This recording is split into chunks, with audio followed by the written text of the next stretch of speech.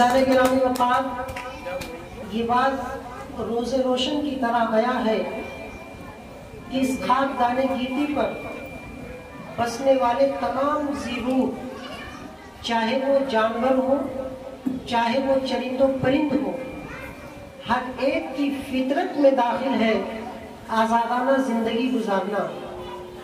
یہی وجہ ہے کہ آپ کسی جانور کو یا کسی پرندے کو پنجرے میں قید کر دیجئے تو وہ ہر وقت اس پنجرے سے نکلنے کی پے درپے اور مسلسل کوششیں کرتا رہتا ہے۔ پھر انسان جو کہ اشرف المخلوقات ہے، جس کے سر پر وَلَقَدْ كَرَّمْنَا بَنِي آدم کا تاج رکھا گیا، وہ کب کسی کی غلامی قبول کر کے قید و بند کی صعوبتوں کو برداشت کر سکتا ہے؟ ہرگز نہیں۔ یہی وجہ تھی ہمارے وطن عزیز ہندوستان پر جب تن کے گورے اور من کے کالوں نے اپنی مکاریوں اور چال بازیوں کی وجہ سے قبضہ کر لیا اور یہاں پر اپنا تسلط قائم کیا، تو پھر یہاں کے باشندوں کے ساتھ وہ غلاموں سے بھی بدتر سلوک کرنے لگے۔ اور اگر میں یہ کہوں کہ غلاموں سے نہیں بلکہ جانوروں سے بھی بدتر یہاں کے باشندوں کے ساتھ سلوک کیا جا رہا تھا، تو یہ کوئی مبالغہ کی بات نہیں ہوگی۔ لیکن ایک دن ایسا آیا کہ یہاں کے باشندوں کے اندر آزادی کا جذبہ پیدا ہوا، غلامی کی زندگی بوجھ محسوس ہونے لگی۔ تب وطن کے عزیز جیالوں اور سرفروشوں نے پوری توانائی کے ساتھ بلا تفریق مذہب و ملت بھارت چھوڑو کا نعرہ دیا اور پورے تن من دھن کے ساتھ اس ارض وطن کو آزاد کرانے کے لیے مسلسل کوششیں کرنے لگے۔ عزیزان گرامی، سن 1600 سے لے کر کے 1947 تک ارض وطن کے بے شمار سپوتوں نے اپنی جانوں کی قربانیاں پیش کی۔ یہ کوئی نہیں کہہ سکتا کہ انگریز سامراج کو ہند سے باہر کرنے کے لیے کسی خاص فرقے یا کسی خاص مذہب کا ہاتھ تھا، بلکہ سبھی مذاہب کے ماننے والوں نے، چاہے وہ ہندو ہو، مسلمان ہو، سکھ ہو یا عیسائی ہو، سب نے اپنے اپنے اعتبار سے قربانیاں پیش کی ہیں۔ آزادی کے اس کرانتی میں مسلمانوں کا کیا کردار رہا ہے، تاریخ کے حوالے سے میں آپ کو بتانا چاہتا ہوں، اور میں اپنی کتابوں سے، اپنے بڑوں سے نہیں بتاؤں گا، میں غیروں کی کتابوں سے اور غیروں کی لکھی ہوئی باتیں آپ تک پہنچانے کی کوشش کروں گا، کیونکہ ایک اصول ہے الفضل ما شہدت بھی الآباء، غیر جب کسی بات کی گواہی دیتا ہے تو وہ فضیلت زیادہ رکھتی ہے۔ عزیزان محترم، تاریخ میں ایک نام آتا ہے ساورکر کا۔ آج کی ستہ دھاری پارٹی کے وہ آئیڈیالوجی ہے، انہی کی آئیڈیالوجی کو ستہ دھاری پارٹی فالو کرتی ہے، انہی کو مانتی ہے۔ آئیے دیکھتے ہیں ساورکر کے کیا وچار تھے، وہ مسلمانوں کے حوالے سے کیا کہتے تھے۔ انہوں نے اپنی کتاب میں لکھا کہ 1857 کی آزادی میں اہم کرداروں میں عظیم اللہ خان کا نام ہی سب سے پہلے جنگ آزادی کے تصور سے متاثر ہوا۔ میں ان کا کوٹیشن کر رہا ہوں، ان کے اقتباسات کو آپ کے سامنے پڑھ رہا ہوں۔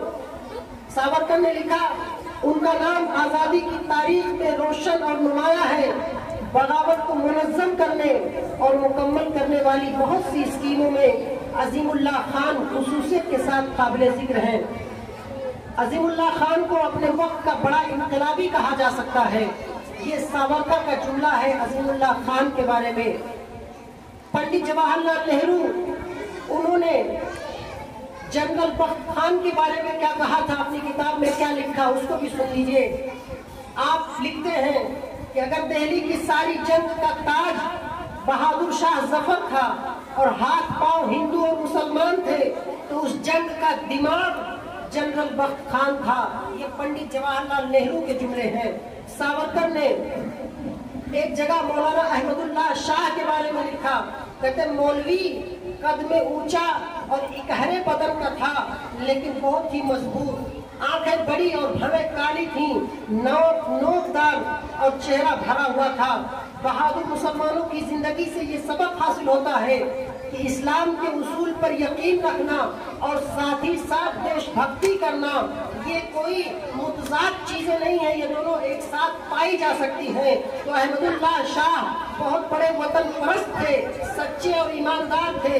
ऐसे मुल्क में पैदा होने और उस पर कट मरने पर फख्र महसूस करते थे। ये सावरकर की बोली है, जो जिसको भारतीय जनता पार्टी अपनी आइडियोलॉजी मानती है, ये उनके जुमले हैं। और सुनिए पंडित सुंदरलाल ने मौलवी लियाकत अली के बारे में क्या लिखा। उन्होंने लिखा कि मौलवी लियाकत अली नाम के एक इंसान को शहंशाह बहादुर शाह की तरफ से सूबादार मुकर्रर किया गया। लियाकत अली एक गैर मामूली काबिलियत के इंसान थे। उनकी चाल चलन की पाकीज़गी के सबब सब लोग उनकी इज्जत करते थे। उन्होंने इलाहाबाद को अपना मरकज बनाया और वहाँ से शहर में ऐसा अमन व अमान कायम किया जिस पर फख्र किया जा सकता है। ये गैरों की किताबों से, गैरों की ज़बानी जो हमारे उलमा के बारे में, हमारे मुस्लिम कौम के जय्यालों और सरफरोशों के बारे में लिखा गया। आज लेकिन अफसोस के साथ कहना पड़ता है कि आज व्हाट्सएप यूनिवर्सिटी और सोशल मीडिया पर देश के अक्सरियती तबका के नौजवानों के दिमाग में जहर घोलने की कोशिश की जा रही है और ये बात उनके ज़हन दिमाग में डालने की कोशिश की जा रही है कि हिंदुस्तान की आज़ादी में मुसलमानों का कोई खास किरदार नहीं रहा, मुसलमानों ने कोई अहम रोल नहीं अदा किया है। जो ऐसी बात फैलाई जा रही है, ऐसे ज्ञान बांटे जा रहे हैं जिससे मुल्क की गंगा जमुनी तहजीब को खतरा लाहिक हो रही है। इसी व्हाट्सएप यूनिवर्सिटी पर एक बात फैलाई गई कि मुल्क की आज़ादी में मुसलमानों का कोई रोल और कोई किरदार नहीं रहा है। लेकिन मैं अपने देश के उन नौजवानों को कहना चाहता हूँ, व्हाट्सएप यूनिवर्सिटी से बाहर निकल करके तारीख की किताबों को पढ़ करके देखो। तारीख मुसलमानों की कुर्बानियों से भरी पड़ी है। अगर तुम मुसलमानों का इतिहास पढ़ना चाहते हो तो पढ़ो शहीद अशफाकुल्लाह खान को। फैजाबाद की जेल में जब उनको फांसी के फंदे पर ले जाया जा रहा था और उनसे उनकी अंतिम इच्छा, आखिरी ख्वाहिश पूछी गई तो आपने कहा कुछ आरज़ू नहीं है, बस आरज़ू है इतनी, कुछ आरज़ू नहीं है, बस आरज़ू है इतनी, रख दे जरा सा कोई खाके वतन कफन पे, रख दे जरा सा कोई खाके वतन कफन पे। अगर मुसलमानों की तारीख पढ़ना चाहते हो तो आओ बहादुर शाह जफर की इतिहास को पढ़ो। जब उनके पेटों का सर कटवा करके रंगून के जेल में उनके सामने पेश किया गया, रखा गया, तो अंग्रेज जेलर ने कहा था दमदमे में दम नहीं, अब जान मांगो खैर की, ऐ जफर ठंडी हुई शमशीर हिंदुस्तान की। बहादुर शाह जफर ने जवाब दिया था गाजियों में तू रहेगी जब तलक ईमान की, तब ते लंगर तक चलेगी तेज हिंदुस्तान की। ये है मुसलमानों का इतिहास, ये है मुसलमानों का जंग आजादी में किरदार। और आओ दिखाता हूँ, पढ़िए मुफ्ती किफायत अली काफी रहमतुल्लाहि ताला अलैह की तारीख को। जब आपको फांसी के फंदे पर उन्हें लटकाया जाने लगा और आपसे आखिरी ख्वाहिश पूछी गई तो आपने कहा मुझे कापी और कलम चाहिए। कापी और कलम का मुतालबा किया। जब उनके सामने कापी और कलम पेश किया गया तो अपनी कौम को एक नायाब तोहफा उन्होंने इनायत किया और लिखा कोई गुल बाकी रहेगा ना चमन रह जाएगा, पर रसूलुल्लाह का दीन हसन रह जाएगा। हम सफीरों बात में है कोई कम कर नहीं रहा, फुलफुले उड़ जाएंगी सूरज चमन रह जाएगा। और अतलसो कम ख्वाब की पोशाक पे नाजा न हो, इस तने बेजान पर खाकी कफन रह जाएगा। ये मुफ्ती किफायत अली काफी रहमतुल्लाह ताला अलैह के अक़वाल हैं। आप मुसलमानों की तारीख पढ़िए, देखिए किस तरह से मुसलमानों ने जंग आज़ादी में कुर्बानियां पेश की है। पढ़िए मौलाना अबुल कलाम आज़ाद की तारीख को। आप जेल में हैं, आपकी बीवी बीमार है, हालत बहुत नाजुक है। देश के प्रथम प्रधानमंत्री पंडित जवाहरलाल नेहरू जेल में आपसे मिलने के लिए पहुंचे और कहा कि मौलाना आपकी बीवी बीमार है और अंग्रेज अदालत कह रही है अगर मौलाना लिख करके दे दे तो हम उनको छोड़ देंगे। अगर वो लिख करके दे दे कि मैं अपनी बीवी से मिलने के लिए जा रहा हूँ तो उनको हम छोड़ देंगे। आपने जो जवाब दिया था वो सुनहरे हुरूफ से लिखे जाने के काबिल है। जवाब सुनो, आपने कहा था नेहरू जी एक तरफ मेरी बीवी बीमार है, ये सच्चाई है, और दूसरी तरफ मेरी माँ गुलामी की जंजीरों में जकड़ी करा रही है। वो मेरी बीवी है जो मेरे घर में है और ये हिंदुस्तान मेरी माँ है जो जिनको अंग्रेजों ने गुलामी की जंजीरों में जकड़ करके रखा है।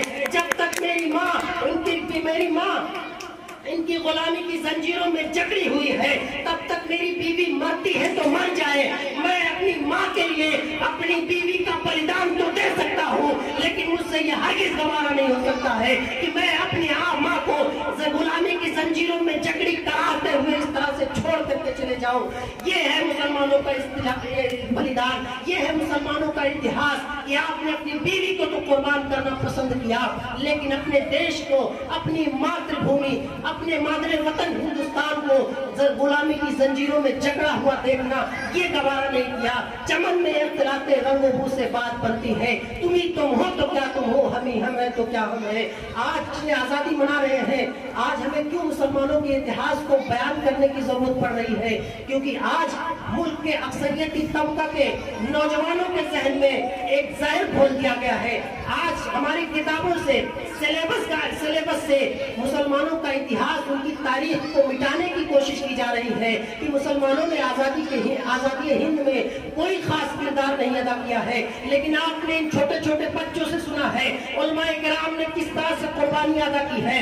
سن 1964 سے لے کر کے 1867 تک مسلمانوں کو ان 3 سالوں میں انگریز حکومت نے آگرہ کی گزٹ میں یہ فیصلہ کیا تھا کہ علماء کرام کو اس ہندوستان سے ختم کر دینا ہے، اور ان 3 سالوں کے اندر 12,000 علماء کرام کو تو صرف پھانسی کے پھندے پر لٹکایا گیا تھا۔ حرام جانوروں کے کھالوں میں لپیٹ کر کے 40 علماء کرام کو ایک ساتھ آگ میں ڈالا جاتا تھا۔ 40 لوگ تیار رہتے تھے، ان کی نظروں کے سامنے ان کو آگ میں جلایا جاتا تھا، بدبو آتی تھی، اور پھر اس کے بعد جب 40 کو لا کر کے اس آگ کے دہانے پر کھڑا کیا جاتا تھا، ان سے پوچھا جاتا تھا کہ اب بھی پلٹ جاؤ، اب بھی اپنے فتووں سے رجوع کر لو، تمہاری جان بخش دی جائے گی۔ لیکن ان علماء کرام کے پائے قدم میں ذرا بھی تزلزل نہیں آیا۔ اس طرح سے ہمارے دیش کو آزادی دلانے کے لیے مسلمانوں نے قربانیاں پیش کی ہے۔ ہندو، مسلم، سکھ، عیسائی، سبھی مذاہب کے ماننے والوں نے اس آزادی کو، اس وطن کو آزاد کرانے کے لیے، ہمیں اور آپ کو آزادی میں سانس دلانے کے لیے بڑی زبردست قربانیاں دی ہیں۔ ہم یہ نہیں کہتے کہ وہ ہندو تھے، مسلمان تھے، سکھ تھے یا عیسائی تھے، بانٹنے کی ہمیں ضرورت نہیں ہے۔ ہم کہتے ہیں وہ سب سے پہلے سچے ہندوستانی تھے، وہ سچے بھارتی تھے، اور یہی جذبہ تھا جس کی وجہ سے انہوں نے اتنی سپر پاور طاقت کو اس دیش کو چھوڑنے پر مجبور کر دیا۔ میرے عزیزوں، ہم سب کو آپس میں اتحاد و اتفاق کے ساتھ اس وطن میں زندگی بسر کرنا چاہیے، نہ کہ اختلاف کے ساتھ، نہ کہ آپس میں ایک دوسرے کو دشمن سمجھ کر کے، کیونکہ اختلاف میں موت ہے اور اتحاد میں زندگی ہے۔ پڑھو لکھو، انسان بنو، بھارت کی پہچان بنو۔ انہی چند باتوں کے ساتھ میں اپنی گفتگو ختم کرتا ہوں۔ ایک بار پھر آپ تمامی برادران وطن کو وطن عزیز ہندوستان کے 78ویں یوم آزادی کی بہت بہت مبارکباد پیش کرتا ہوں، اور آپ سب کا شکریہ ادا کرتا ہوں کہ آپ نے قیمتی وقت نکال کر کے اس پروگرام میں حصہ لیا اور اس پروگرام کو کامیاب بنایا۔